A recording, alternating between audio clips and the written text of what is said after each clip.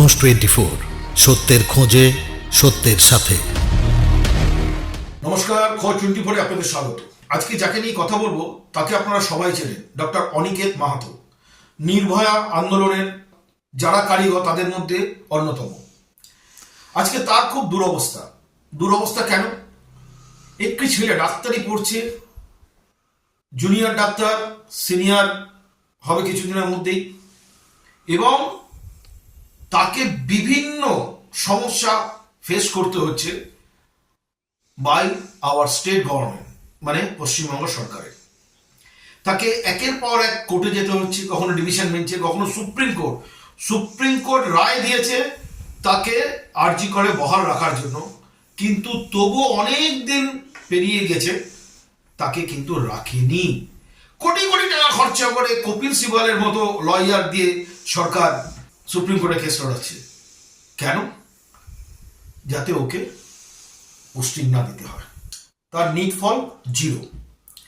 এবং আপনি এটা ভাবুন, একটা সুপ্রিম কোর্টের রায় রাজ্য সরকার প্রায় অবমাননা করতে বসছিল, যদি না অনিকেত মাহাতো প্রেস কনফারেন্স করে ওই কথাগুলো বলতো।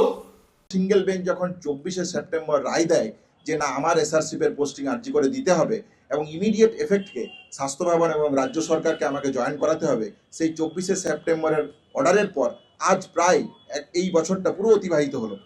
এখনো অবধি আমি কিন্তু পোস্টিং আরজিকর মেডিকেল কলেজের পোস্টিং আমি পেলাম না। রাজনৈতিক প্রতিহিংসার চরিতার্থ করার জন্য সিঙ্গেল বেঞ্চের রায়কে চ্যালেঞ্জ জানিয়ে তারা ডিভিশন বেঞ্চে গেল। 6ই নভেম্বর ডিভিশন বেঞ্চ পরিষ্কারভাবে জানিয়ে দিল যে না, অনিকেত মাহাতোকে আরজিকর মেডিকেল কলেজেই পোস্টিং দিতে হবে, আরজিকর মেডিকেল কলেজেই রাখতে হবে। অথচ দেখা গেল যে এই জায়গায় ডিলেমির জায়গা থেকে এই রাজনৈতিক প্রতিহিংসা আরও চরিতার্থ করার জন্য তারা কি করলো, তারা যে জায়গাটা করলো যে তারা অপেক্ষা করলো, চুপচাপ বসে থাকলো ডিভিশন বেঞ্চের রায়ের পরও। আমি যখন আদালত অবমাননার মামলা নিয়ে হাইকোর্টে গেলাম, তখন তারা সুপ্রিম কোর্টে গেল এসএলপি ফাইল করতে। সুপ্রিম কোর্টের নির্দেশ দিল, পরিষ্কার নির্দেশ দিল যে না, এই অন্যায় হচ্ছে এবং 14 দিনের মধ্যে সময়সীমার মধ্যে আমাকে পোস্টিং জয়েন করাক, আমাকে পোস্টিং দেওয়া হোক আরজিকর মেডিকেল কলেজে। এই কথা পরিষ্কারভাবে সুপ্রিম কোর্ট জানালো। 14 দিনের সময়সীমা পেরিয়ে গেল।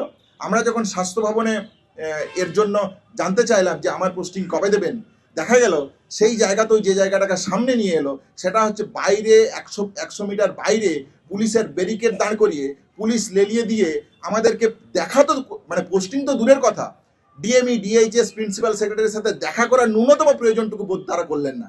তাহলে এই হচ্ছে রাজনৈতিক প্রতিহিংসার চূড়ান্ত যে অবনমনের জায়গা। আজকে যদি পশ্চিমবাংলার বুকে দেখতে হয় তাহলে এই জায়গা ছাড়া কোথায় থাকে?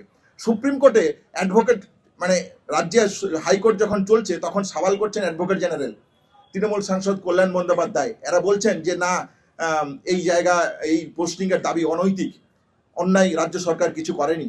সুপ্রিম কোর্ট বলে দেওয়ার পরেও, সমস্ত কিছু রেখে দেওয়ার পরেও সুপ্রিম কোর্টে উকিল হিসাবে কাকে দাঁড় করছেন রাজ্য সরকার?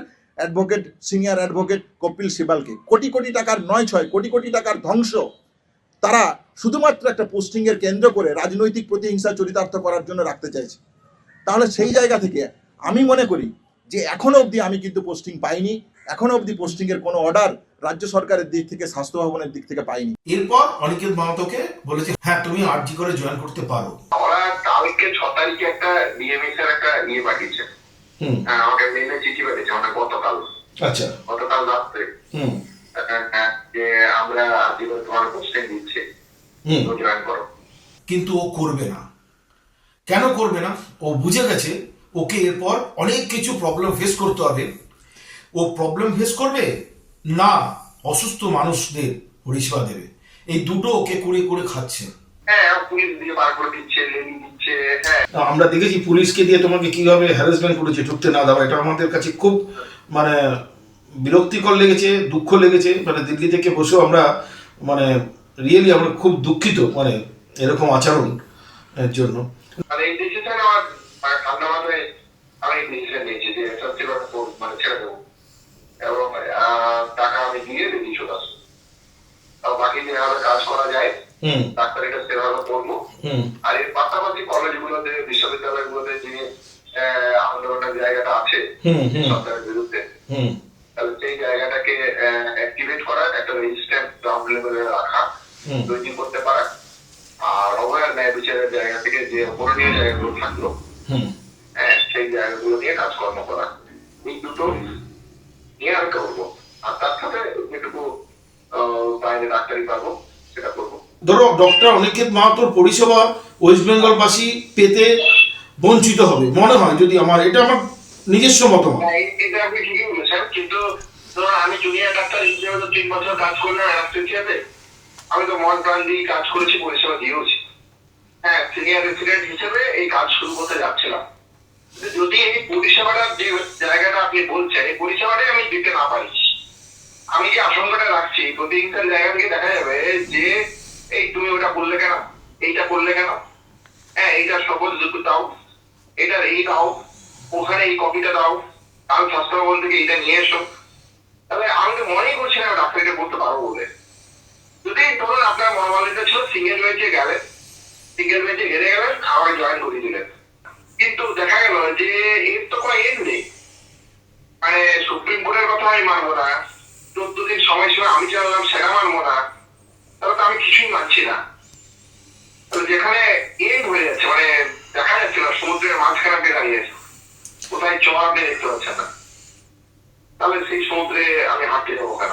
আমরা জানি দিল্লিতে এইমসে বলুন, কল্যাণীতে বলুন, সরকারি যেসব হসপিটাল আছে সেখানে ডাক্তাররা, জুনিয়র ডাক্তাররা কি অমানসিক পরিশ্রম করে। সকাল থেকে রাত অবধি পেশেন্ট দেখে যাচ্ছি, নানা রকম তাদের প্রবলেম তাদের সুরাহা করার চেষ্টা করছি। সেইখানে ডাক্তারদের উপর যদি অন্যায় বিচার হয় তাহলে কি সে রাজ্য দাঁড়াতে পারে? কি হয়নি এই অনিকেত মাহাতোর সাথে? ওকে কাজ ছেড়ে ওকে কোর্টের পর কোর্ট যেতে হয়েছে। আর হ্যাঁ, আমি সুপ্রিম কোর্টকে আবেদন করতে চাই, সুপ্রিম কোর্টের রায়কে যদি কেউ অবমাননা করে তাহলে যেন তাদের উপর একটা কড়া ব্যবস্থা নেয়, নালে কিন্তু আমাদের সংবিধানকে মানছি না, মানব না, এই যে ব্যাপারটা চলে আসছে, এটা কিন্তু কোনো রাষ্ট্রের জন্য ভালো না। যাই হোক, আমি অনিকেত মাহাতোর সাথে আরও যারা জুনিয়র ডাক্তার আছে তাদের সবাইকে অনুরোধ করব, আপনাদের সামনে সমস্যা আসবে, সমস্যাকে ফেস করতে হবে। এবং অনিকেত যে আজকে ডিসিশনগুলো নিয়েছে সেটা নিরুপায় হয়ে নিয়েছে। আজকে যখন অনিকেতের সাথে আমার কথা হলো, ও কিন্তু অনেক কষ্ট, অনেক দুঃখে এই কথাগুলো বলল। যাই হোক, আমরা জানি না আগামী দিনে কি হবে বা কি হতে চলেছে, কিন্তু আমি এটুকু মনে করি যে অনিকেত মাহাতোর মতো ছেলেরা যেন আমাদের সমাজে আরও বেশি করে আসে, তাহলেই কিন্তু আমাদের রাজ্য শুধরাবে এবং দেশ শুধরাবে। তাই অনিকেতকে আমরা কুর্নিশ জানাই তার এই ডিসিশনের জন্য। তার জন্য আমাদের রুল, যা নিয়ম আছে, স্টেট গভর্নমেন্টকে একটা টাকা দিতে হয়। সেই টাকাটা প্রায় 30 লক্ষ টাকার কাছাকাছি। ও আবেদন রেখেছে প্রেস কনফারেন্স করে, যারা যা সামর্থ্য তাকে দিতে। আমি মনে করি এই অগণিত মানুষ যাদের কাছে এই যে থ্রেড কালচার, এই যে স্বাস্থ্য ব্যবস্থার দুর্নীতি, যে অভয়ার যে ন্যায় বিচারের অপূরণীয় দাবি, সেই দাবি নিয়ে আন্দোলন দরকার।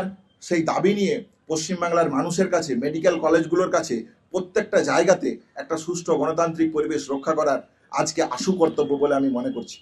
তাহলে সেই জায়গা থেকে মনে করে আমি এই এসআরসি পোস্টিং থেকে যেমন সরে আসছি, এসআরসি পোস্টিংয়ের জন্য যে বিপুল অর্থের প্রয়োজন, 30 লাখ টাকার কাছাকাছি প্রয়োজন, আন্দোলনের যে শিক্ষা, নৈতিকতার যে শিক্ষা, স্বাধীনতা আন্দোলনের সংগ্রামী মানুষের যে শিক্ষা, সেই শিক্ষা থেকে আমি এই আন্দোলন পরিচালনা করে বা এগিয়ে নিয়ে যাওয়ার চেষ্টা করব। যে আর্থিক সাহায্যের জায়গা আছে, আপনারা যারা শুভবুদ্ধি সম্পন্ন মানুষ, সিনিয়র ডাক্তার, আমার কলিগ যারা, আপনারা যারা এখানে দাঁড়িয়ে আছেন, আপনাদের মতন করে যা পারবেন আর্থিক সাহায্য আমাকে করবেন। এবং অভয়ার যে অপূরণীয় দাবি, যে অপূরণীয় লড়াই, সেই লড়াই, অভয়ার ন্যায় বিচার ছিনিয়ে আনার জন্য যে লড়াই, সেই লড়াইয়ে আমাকে সম্পূর্ণভাবে সাহায্য করবেন বলে আমি মনে করি। আমাদের আইনের পরিভাষায় একটা কথা আছে, হাজার দোষী ছাড়া পাক, কিন্তু একটা নির্দোষের যেন সাজা না হয়। এটা খুব মহান কথা, কিন্তু আমরা এই বঙ্গে সেটা দেখতে পাই না, মানে বিশেষ করে পশ্চিমবাংলায় দেখতে পাই না।